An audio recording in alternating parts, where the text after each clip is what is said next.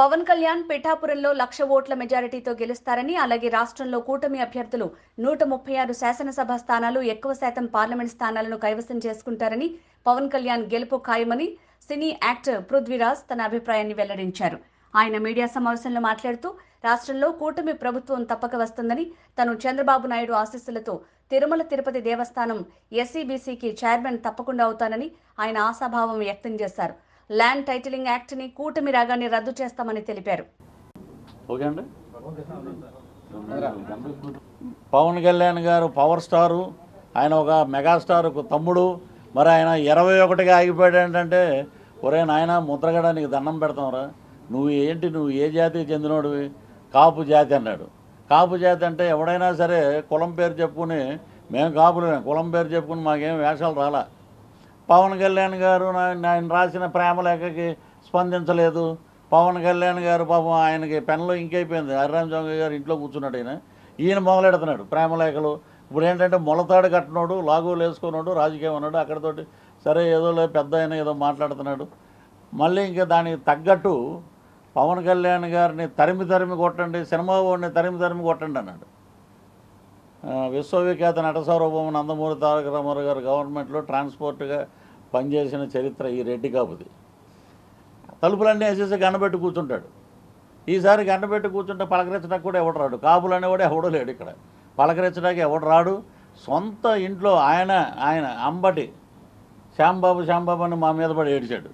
నాతోటి త్రివిక్రమ్ గారు ఫోన్ చేసి, సముద్రగని గారు ఒకటే మాట అన్నారు, ఒక 1 minute క్యారెక్టర్ అయ్యేది, 1 second ఉంటుందేమో అని అంటే, నేను చేస్తానండి అంటే, ఏంటి ఆ క్యారెక్టర్ అని అడిగా. నేను చెప్పిన మాటలు అల్లుడు చెప్పాడు. ఒక దుర్మార్గుడు, ఒక దగులుబాజీ, ఒక లేకి పనులు చేసే ఎదవ, అలాంటి దరిద్రమైన బాధ్యత లేని ఒక ఉన్నతమైన పదవి ఇస్తే దాన్ని పట్టించుకొని ఒక ఎదవ క్యారెక్టర్ అండి మీరు చేస్తారంటే, ఒక ఫ్రేమ్ అయినా నేను చేస్తానన్నా. నేను చేశాక నా డ్యాన్స్ పృథ్వీ గారు వేశారు. నువ్వేమన్నా మెగాస్టారా రా, నీ డ్యాన్స్ మేము ఇమిటేట్ చేయటానికి? వాడు ఒక దగులుబాజీ ఎదవ, ఆడికి పనికి మళ్ళీ ఎదవ. ఆ ఇరిగేషన్ మినిస్టర్ చేశారు. ఆడికి ఏమొచ్చండి అసలు? పొట్ట పొడిస్తే అమ్మట్ రాంబాబు అని రాయమనండి ఇంగ్లీష్లో. ఇప్పుడు రింగ్ రాణి రోజా గురించి, డైమండ్ రాణి. మేము ఇక్కడ కాలేజీలో చదువుకున్నాం. మాకు చాలామంది ఫ్రెండ్స్ నగిరిలో ఉన్నారు. ఎక్కువ మంది తమిళన్స్ ఎక్కువ ఉన్నారు, నగిరి వ్యాపారస్తులు. ఈవిడేమో గుడ్ మార్నింగ్ ఎలా అనొచ్చు, ఇలాగ పైకి జన సైనికులను రెచ్చగొట్టాకి గుడ్ మార్నింగ్ అని ఎలా ఉంది. మరి ఈవిడొచ్చి చంద్రబాబు నాయుడు గారు ఒక దరిద్రుడు జైల్లో ఉంటే ఇంకో దరిద్రుడు సపోర్ట్ చేశాడని పవన్ కళ్యాణ్ గారిని నువ్వు మాట్లాడితే, నీ విఘ్నత ఆడదానం కాబట్టి ఇంక అంతకన్నా ఎక్కువ మాట్లాడకుండా వదిలేసాం మేము.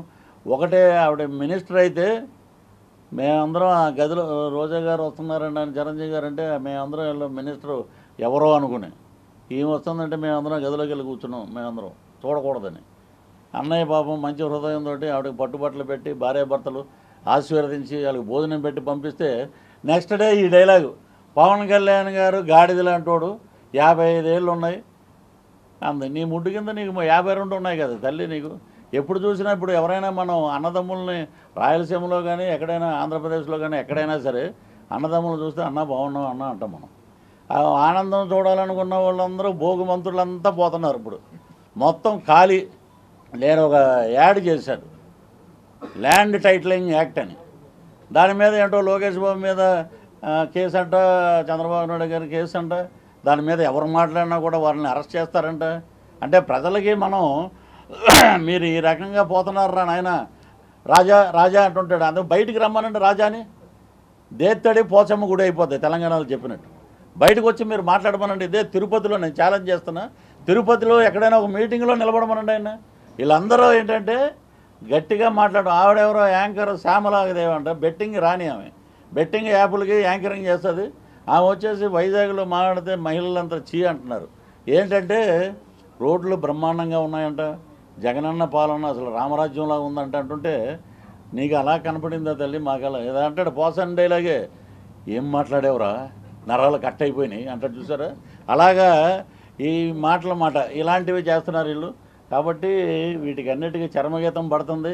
కాబట్టి ఈరోజు ముద్రగడ్డ పద్మనాభం గారు ల్యాండ్ టైటిలింగ్ యాక్ట్లో నేను యాడ్ చేశాను 2 డైలాగులు. మీరు ఏదైనా అడిగే ముందు నేను ఒకటి నామకరణ మహోత్సవం ఒకటి చేయాలి. తిరుపతి కాబట్టి చాలా పవిత్రమైన పుణ్యక్షేత్రం. మరి ఆయన కాపు నాయకుడు అంటున్నాడు కాబట్టి పవన్ కళ్యాణ్ గారిని నేను ఓడించేస్తాను, నేను పవన్ కళ్యాణ్ గారిని అసలు పంపించేస్తాం ఇంటికి. అక్కడ ఉండేది 2,36,700 ఓట్లు ఉన్నాయి అక్కడ పిఠాపురంలో.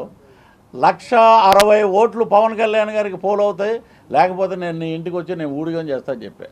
ఒరే నాయన నీకేం తెలుసురా, నీకు అక్కడ ఎక్కడో కూర్చుని భోజనాలు పెట్టడం, పచ్చడి జాడీలు పంపటం, కాపు నాయకుడు అనే పేరు పెట్టుకోవడం అంత తప్ప నీకేముంది? నీకు ఎప్పుడైనా సరే వస్తారు, ఫస్ట్ రోజు రాగానే ఒక కండ వేస్తారు. నామకరణ మహోత్సవం అసలు ఒరిజినల్గా అయితే మేము బ్రాహ్మణుల్ని వీళ్ళందరినీ పిలిచి బ్రహ్మాండంగా చేద్దాం అనుకున్నాం. మరి కుదరలేదు కాబట్టి మీరే అందరూ బ్రాహ్మణ్స్ అనుకుంటాం మేము. మీ అందరూ వేద పట్టణాల మధ్య ఎక్కడైనా ఒకటేసి చిన్న మ్యూజిక్ వేయండి. ఆయన ఓడిపోయాడు ఎప్పుడో, కాబట్టి తిరుపతిలో ఆయన పేరు మారుస్తున్నాం.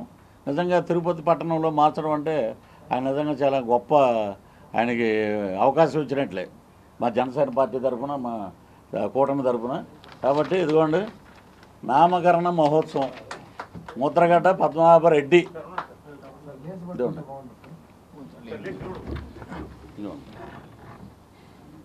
నామకరణ మహోత్సవం, ముద్రగడ్డ పద్మనాభరెడ్డి. ఇతను కాపు కాదండి, రెడ్డి అయిపోయాడు.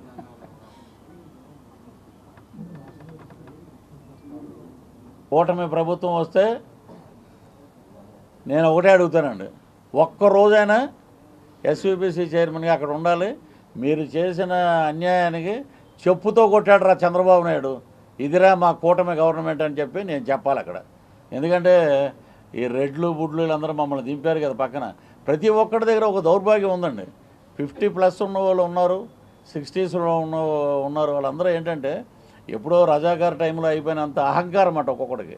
ఏంటంటే ఏంటమ్మా ఏంటి అంటే, నువ్వు రెడ్డి అయితే ఎవడికిరా గొప్ప? ఇక్కడ బడిజోళ్ళు గొప్ప, బ్రాహ్మణులు గొప్ప, బీసీలు గొప్ప, అందరూ గొప్పే. మేము కాళహస్తిలో ఉన్నాం కాబట్టి ఇక్కడ తిరిగే వాళ్ళం క్రికెట్ మ్యాచ్లు ఆడేటప్పుడు.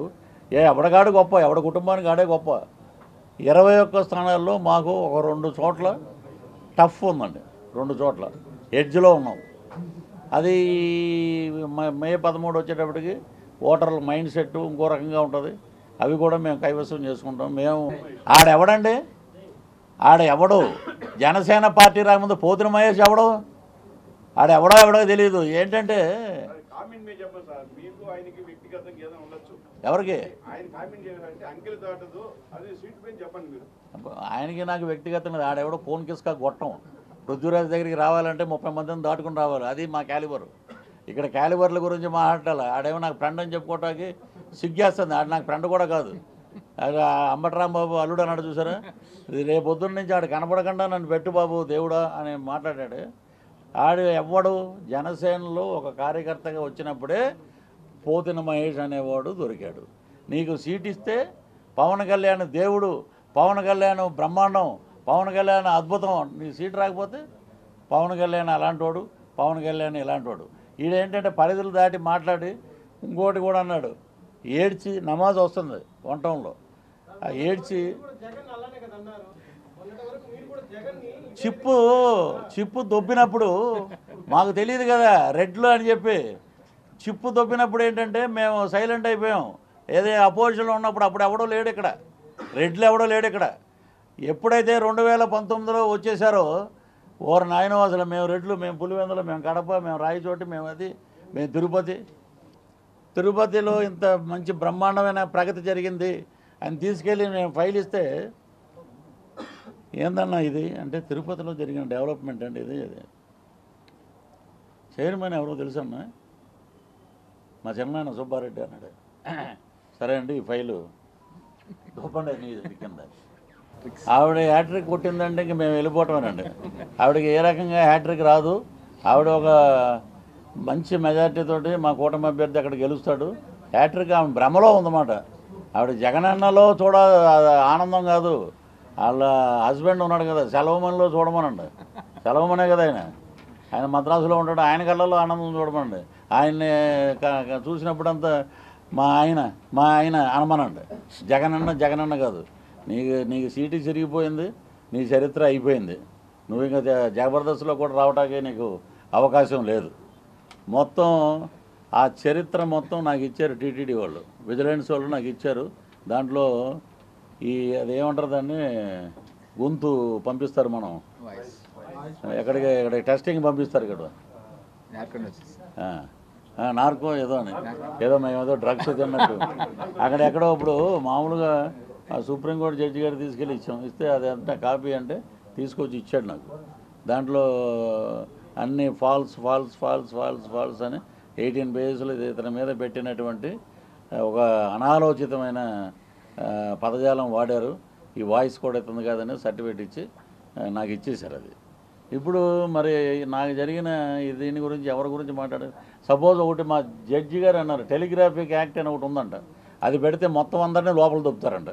అది నువ్వు చేయాల్సింది పృథ్వీ, నువ్వు అనవసరంగా వదిలేసావు అప్పుడు అంటే ఫోన్లండి అప్పుడు ఏదో గవర్నమెంట్లో ఉన్నాం వాళ్ళు తెలుసుకుంటారు నిజం అంటే. ఇక్కడ మామూలు మెతగ్గా ఉంటే కుదరదు. నాకు తిరుమలలో ఉన్న జర్నలిస్టులు చెప్పారు మీరు బ్రహ్మాండంగా 16 రోజులు సెలవు ఒకటి నా రూమ్లో కాంట్రాక్ట్ ఉద్యోగులను పర్మనెంట్ చేయడానికి అవసరమైతే సీఎం కాల్ అయినా పట్టుకుంటానని చెప్పి బోర్డు పెట్టాం. పెడితే ఒకటే అక్కడ జరిగిన అవకతవకలు అప్పటికి ఇంకా మా మిస్టర్ సుబ్బారెడ్డి గారు ఆయన ఇంకా చైర్మన్ అవ్వలా, బోర్డు లేదు, ఇంకా చైర్మన్ అయ్యాడు, బోర్డు లేదు. బోర్డు లేకపోయేటప్పటికి ఇక అక్కడ జరిగిన అవకతవకలు అక్కడ జరిగినటువంటి ఎస్ఓబిసి ఇక్కడ మన అలిపిరి దగ్గర ఉన్న దాంట్లో బోల్డ్ అన్ని కెమెరాలు పక్కన పడేసి ఉన్నాయి. అసలు ఇలాగ బ్రహ్మాండ ఈ కెమెరాలు కూడా అలాంటి క్వాలిటీ ఉండేవి. ఇవన్నీ ఏంటంటే సార్ అనే తప్పే ఇంకొక ఇది లేదు అక్కడ. ఇలాగా కుర్చీ మడత పెట్టినట్టు మడత పెట్టేశారు మొత్తం ఎస్యూబీసీలో ఉన్న ఫండ్స్ అన్నీ. పైకి ఏంటంటే ఎవడైనా ఇప్పుడు ఇంకొకడు ఎవడో రాకూడదు, ఇంకొకడు ఎవడో బాగుపడకూడదు. సరే ఆయన ఏమన్నారంటే సరే మా ఓడే మాట్లాడుకున్నారు అనుకుంటారు, వాళ్ళు పర్సనల్గా మాట్లాడుకున్నారు. నీ చెల్లి ఏమైనా మాట్లాడింది వాడితోటి? మా ఓడితోటి నీ చెల్లె నీ పిల్లం ఏమైనా మాట్లాడిందా? లేదు కదా. వాళ్ళ ఇంట్లో ఉండాలి, వాళ్ళ పిల్లానికి వాళ్ళ కూతుర్లకి వాళ్ళ కుటుంబానికి ఉండాలి. అది పట్టుకుని అని మాట్లాడారు. సరే నేను ఒకటే నా జర్నలిస్ట్ మిత్రులకి మీరేం చేయలేరు, వాళ్ళు ఏదో చెప్తే మీరు చేశారు, వదిలేయండి. ఒక వీడియో చూపించారు, అది వదులుతారు ఒక 4-5 రోజుల్లో. ఆ వీడియోలో ఇదే తిరుపతి చిత్తూరు జిల్లాలో ఉన్న ప్రముఖులందరూ ఉన్నారు. దాంట్లో ఏం చేశారు ఏంటి అనేది తెలిస్తే అప్పుడు తెలుసుకుంటారు. ఈలోపే అరగంట గంట అన్నాడు ఆడికి మినిస్టరు. ఆడేమో వచ్చే 5 నిమిషాల్లో నేను పంపించేస్తానంటాడు. అతను దౌర్భాగ్యం. అతను ఒక అవంతి శ్రీనివాసు.